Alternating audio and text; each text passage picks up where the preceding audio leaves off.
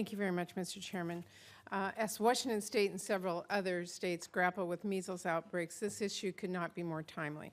I remember in 2000 when measles was officially eliminated from the United States, and what welcome news that was for families across this country. And I remember the years of efforts that actually led to that victory. Before the vaccine was available, measles outbreaks used to spread through communities like wildfire. If you were old enough to drive, odds were you'd already had measles.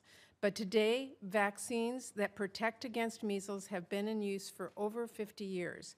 Like other vaccines, we know the vaccine is safe, it's effective, and it saves lives, which is why today a generation of students are starting college, almost none of whom had to worry about a measles outbreak at school. It also means a generation of new parents may not appreciate just how dangerous measles is. Before introduction of the measles vaccine and widespread vaccination, millions of people caught measles annually, meaning thousands were hospitalized, hundreds of people died, mostly children under 5 years old. But measles isn't just deadly. It's also one of the world's most contagious diseases. It is easily transmitted through coughing and sneezing. It can linger in the air and on infected surfaces for 2 hours. It is already contagious 4 days before an infected person develops a rash, and then another 4 days after. 9 out of 10 unvaccinated people exposed to measles catch it. That's why the measles vaccine is so important in providing protection. Experts say in order to establish herd immunity against measles, in order to prevent an outbreak from occurring within a community, at least 95% of people should be vaccinated. Meeting that threshold is crucial to protect people who are unable to get vaccinated, infants, those with certain medical conditions. Unfortunately, while the national vaccination rate remains high, in communities across the country, we are falling behind. Vaccine coverage rates are declining in certain areas, contributing to the rise in preventable outbreaks, like in Clark County, Washington, where public health officials continue to respond to a measles outbreak. The immunization rate among children in that community is less than 70%, far below what is needed to keep families safe.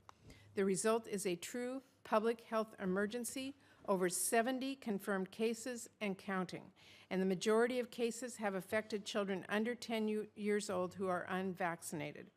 Each case isn't just a concern for family members who are worried about their loved ones who are seriously sick. It is a threat to neighbors and communities left struggling to get an incredibly contagious disease under control.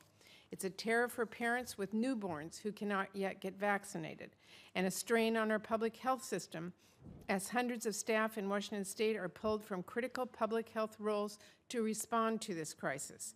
And the Centers for Disease Control and Prevention stretches to support the response to outbreaks in Washington and several other states. Measles isn't the only disease that deserves our attention amid slipping vaccination rates. Diseases like the chairman mentioned, mumps, pertussis, or whooping cough are also cause for concern. These outbreaks are a clear sign we've had to do more to address vaccine hesitancy and make sure parents have the facts they need to understand the science. Vaccines are safe and effective and life-saving.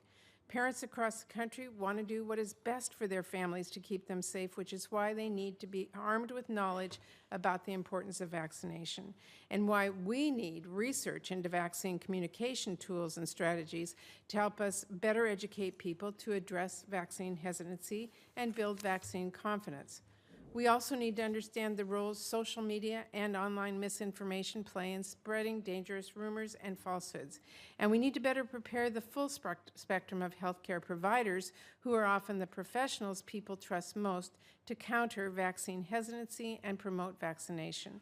That's important not only for parents, but also for expectant parents who may already be deciding whether or not they plan to vaccinate, and for promoting adult vaccines and encouraging people to protect themselves and others throughout their lives.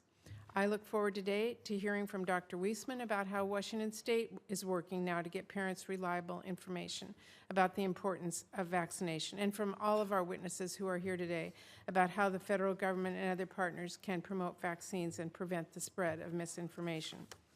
And while we are now fighting multiple measles outbreaks, it's important we also educate people on the HPV vaccine's role in preventing sexually transmitted diseases and lowering cancer risks, the flu vaccine, particularly on the heels of one of the most deadly flu seasons in years, the whooping cough vaccine, especially for those around infants who are particularly susceptible to the disease, and the value of other recommended vaccines. We also need to make sure we are approaching the public health challenges like this from a global perspective, because we know diseases are not stopped by borders or walls or bans. They are stopped by doctors and nurses and vaccines and public health awareness. And they're stopped by strong investments in public health systems here at home and abroad. They say an ounce of prevention is worth a pound of cure. That's certainly the case here. A dose of MMR vaccine covering measles, mumps, and rubella is about $20. Meanwhile, Washington State has spent over $1 million already addressing the current measles outbreak. Investing in prevention isn't just more effective at keeping our families and communities healthy, it is more affordable as well. The Vaccines for Children program is another great example of this. Over 25 years now, it has helped kids in low-income families get shots at no cost. It has saved $1.6 trillion, prevented 380 million illnesses, and saved 860,000 lives. That's more people than live in Seattle. So I hope we can work together in a bipartisan way to build on programs like this with strong steps to help address public health crises and, better yet, to prevent them from happening in the first place.